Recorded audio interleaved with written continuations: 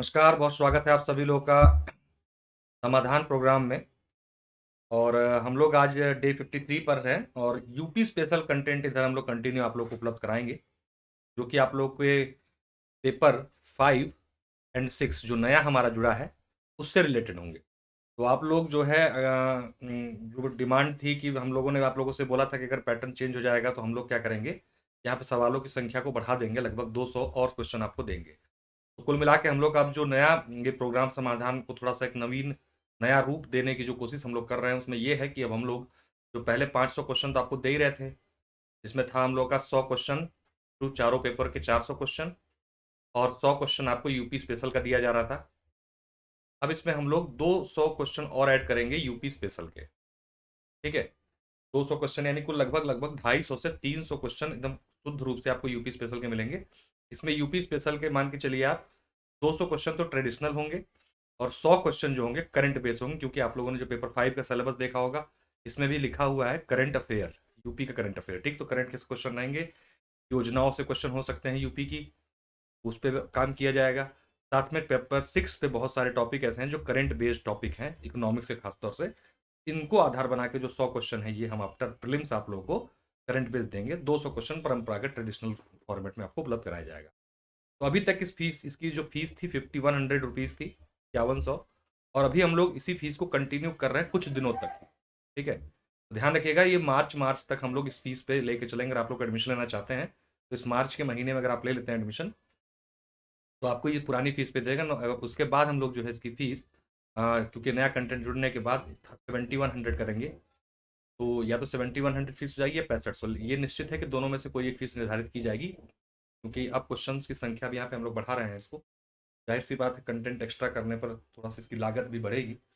वैसे में आप लोग जो है जल्दी अपना अभी पुरानी फीस पर ही 5100 जो हम लोग की अभी फीस चल रही थी इसी पर एडमिशन अभी उपलब्ध करा रहे हैं। इस पूरे प्रोग्राम में आपको अब लगभग 700 क्वेश्चन दिए जाएंगे, जिस फॉर्मेट में आपको दे रहे हैं इसी फॉर्मेट में। 700 में से 300 क्वेश्चन आपके यूपी स्पेशल के होंगे और अभी इसकी कोई कंटेंट मार्केट में उपलब्ध नहीं है। तो एक सटीक कंटेंट यहाँ पर हम लोग देंगे, अभी आपको मैं शो भी करूंगा। तो आप लोग जो है बहुत ही कम फीस में इस प्रोग्राम को भी संचालित किया जा रहा है। इसकी फीस निश्चित रूप से ये दोनों में से कोई एक जो है जल्दी डिसाइड करके हम लोग कर लेंगे मार्च के महीने में ही एंड तक आते आते। लोगों से रिक्वेस्ट है कि आप लोग अगर लेना चाहते हैं तो इस नंबरों पर संपर्क करके एडमिशन ले सकते हैं, ताकि आपको पुरानी फीस में काम हो जाए। ठीक है, जल्दी किसी दिन भी हम लोग डिसीजन मतलब कि जब सब लोग होंगे इकट्ठे तो बात होगी, क्वाइट पॉसिबल इस पर हो जाए फीस बढ़ने को, तो आप लोग दे सकते हैं। और इसमें हम लोग क्या दे रहे हैं, इन क्वेश्चंस के अलावा पूरा बेस मटेरियल भी आपको उपलब्ध क्या कर रहे हैं, बेस मटेरियल भी पूरा जो है जो आपके 6 पेपर है उनका बेस मटेरियल भी पीडीएफ फॉर्मेट में उपलब्ध हो रहा है। और साथ में हम लोग आफ्टर प्रीलिम्स करेंगे कुछ टेस्ट का ऑर्गेनाइज, तो ये टेस्ट भी आप लोगों के लिए फ्री रहेंगे मेंस के पास। ठीक, तो डे 53 पर हम लोग हैं, लगातार इधर आपको यूपी स्पेशल कंटेंट देखने को मिलेगा। मार्केट में अभी कोई सोर्सेस उपलब्ध नहीं है क्वालिटी के। ठीक, चलिए शुरू करते हैं। क्वेश्चन है आपका, उत्तर प्रदेश सरकार द्वारा उत्तर प्रदेश में औद्योगिक विकास की दिशा में किए गए प्रयासों पर चर्चा कीजिए। पेपर 6 में एक सवाल आ सकता है आपका। ठीक है, पेपर 6 का सवाल ही है। तो राज्य या देश की अर्थव्यवस्था में तेजी से विकास में उद्योग महत्वपूर्ण भूमिका निभाते हैं। राज्य में तेजी से औद्योगिकीकरण की प्रक्रिया के कारण एक तरफ उत्पादन में वृद्धि, बुनियादी ढांचे का विकास, रोजगार में वृद्धि, प्रति व्यक्ति आय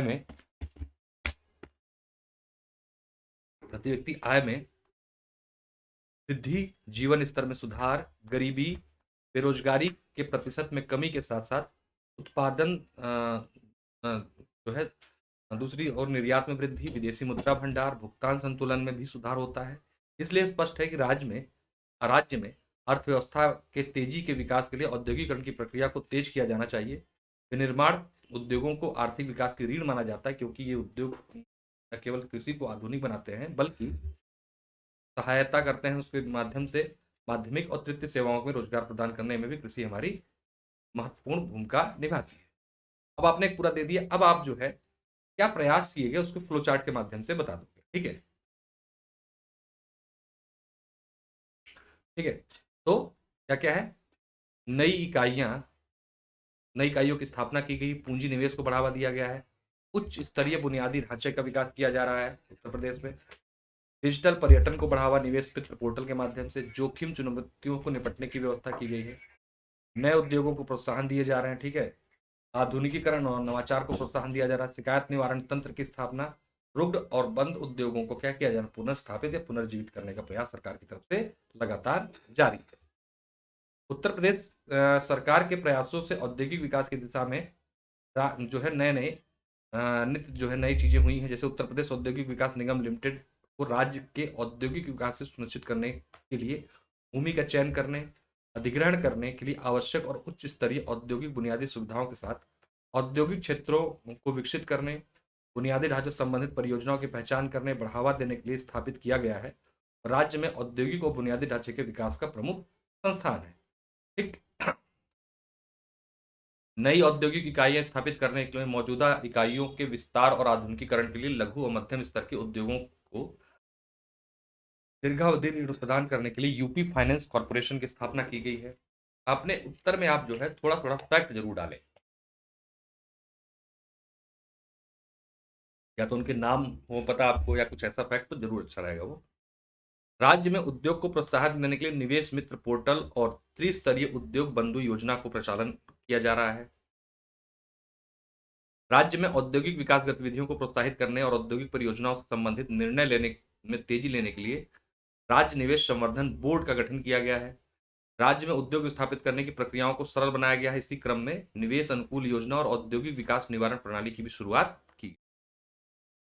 राज्य में पूंजी निवेश के लिए राज्य के मूल अनिवासी भारतीयों को प्रोत्साहित करने के लिए राज्य सरकार द्वारा एनआरआई विभाग का गठन किया गया है, जो राज्य में विकास के लिए उठाए गए कदमों के बारे में अनिवासी भारतीयों को सूचित करेगा। ये भी कहीं ना कहीं से निवेश को प्रोत्साहित करते हैं।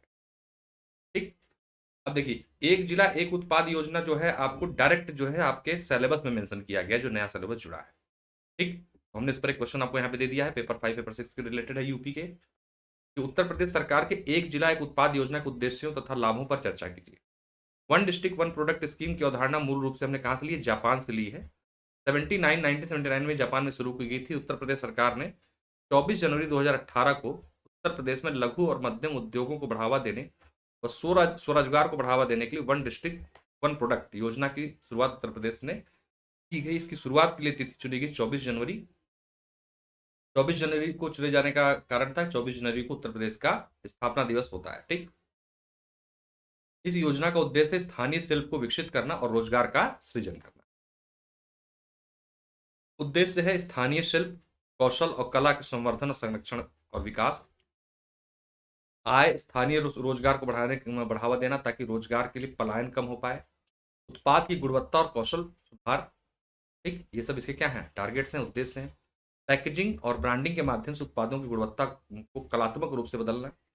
आर्थिक अंतर और क्षेत्रीय संतुलन के मुद्दों को हल करने के लिए राज्य के सभी जिलों को उत्पाद विशिष्ट पारंपरिक हब होना चाहिए, जो पारंपरिक उद्योगों को बढ़ावा दें। मतलब एक निश्चित जिले का एक निश्चित उत्पाद को यहाँ पे चुना गया है और उसकी ब्रांडिंग करके इसको प्रमोट किया जा रहा है।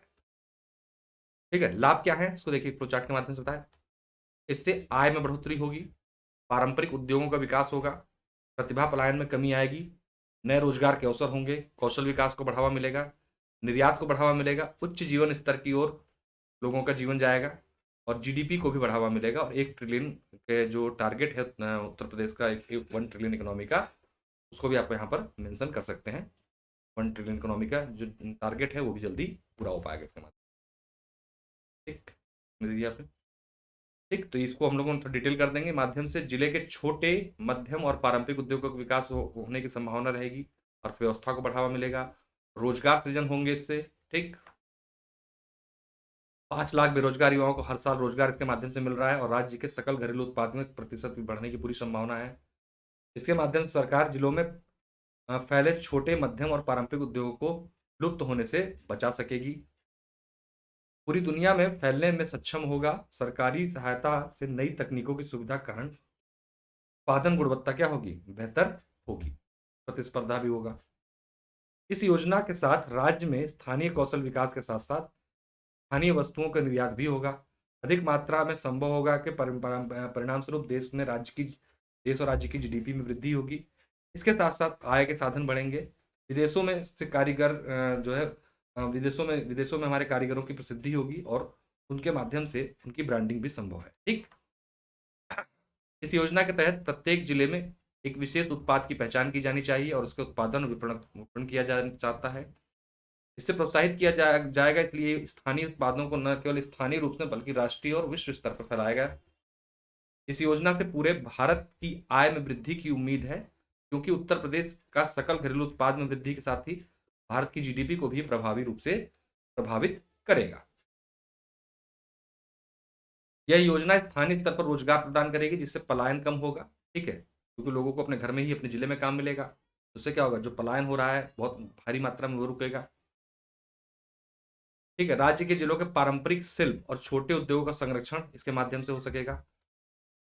कौशल की पहचान होगी, कौशल विकास होगा। जो उत्तर भारत सरकार और उत्तर प्रदेश सरकार की कौशल विकास योजनाएं हैं, वो भी कहीं ना कहीं इसमें सहायता जरूर करने में सक्षम होंगी। इस योजना के साथ राज्य के प्रत्येक जिले इसके विकास की नई कहानी लिखेंगे और यह असंतुलित क्षेत्रीय विकास को संतुलित करेगा।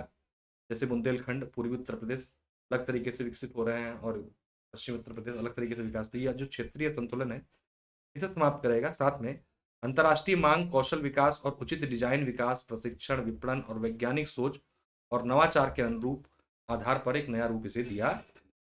ठीक, और इसी को देखते हुए बहुत सारे और भी चीजें चल रही हैं। जैसे अभी आपने देखा होगा, उत्तर प्रदेश में शुरू हुई है वन डिस्ट्रिक्ट वन, क्या कहते हैं, मेडिकल कॉलेज, इस तरीके की, है ना। इसी के तर्ज पे और भी सरकार उत्तर प्रदेश का काम कर रही है। हम लोग करंट वाले टॉपिक में इसको लिख रहे हैं।